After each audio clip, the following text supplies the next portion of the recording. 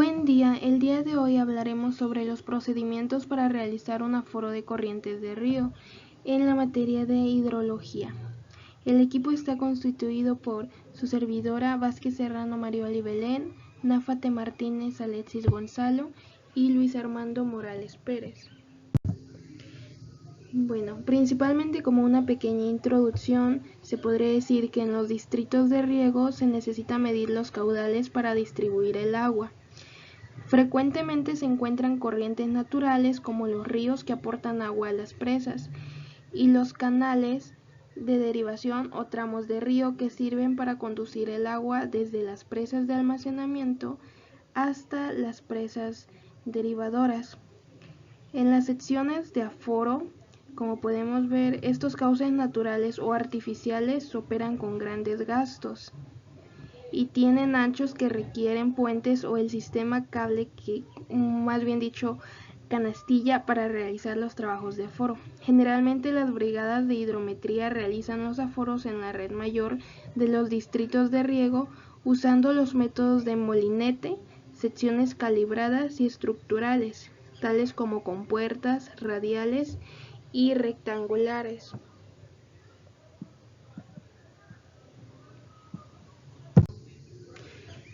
En la imagen que se representa ahí es cómo se dividen las franjas en la sección transversal de una corriente.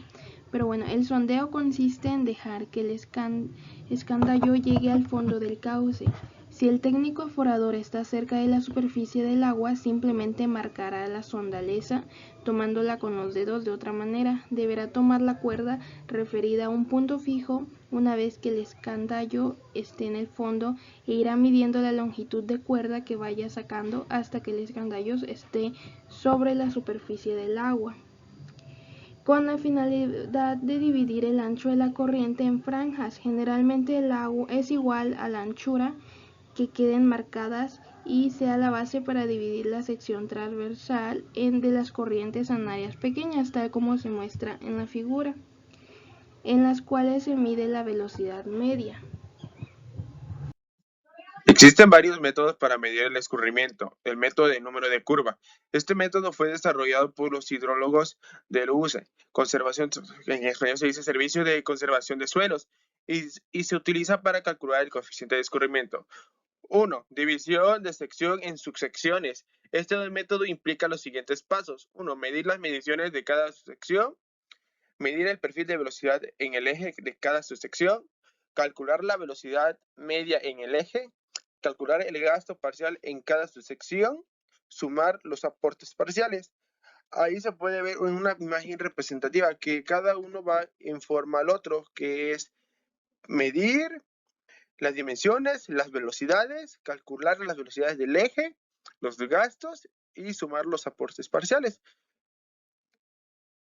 Es importante mencionar que el escurrimiento puede ser superficial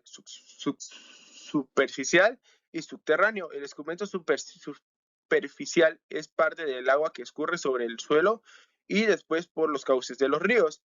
El escurrimiento superficial es parte del agua que se desliza a través de los horizontes superiores del suelo hacia las corrientes, y el escurrimiento subterráneo se debe a una profunda percolación del agua filtrada en el suelo. Se lleva a cabo en los mantos subterráneos que posteriormente lo genera descarga a las corrientes fluviales.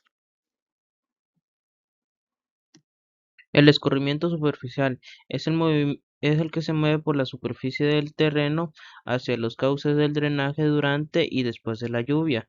Este escurrimiento marca el exceso de la capacidad de la filtración del suelo.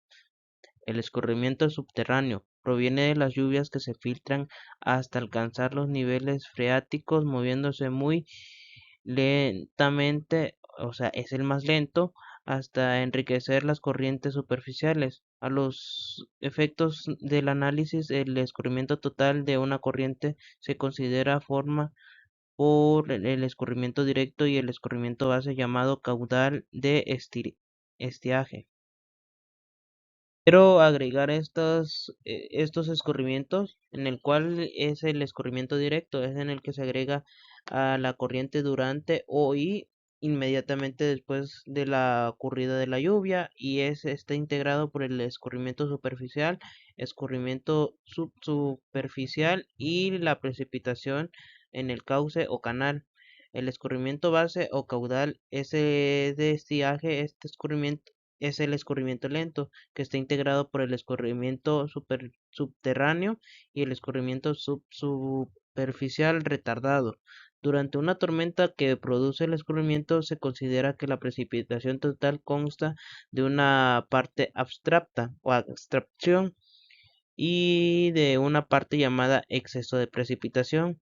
La proporción que considera abstracta está compuesta por la filtración, intercepción, evaporación y transpiración y almacenamiento de depresiones.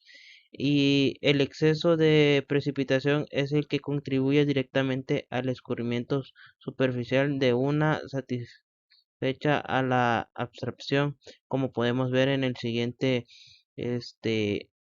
imagen.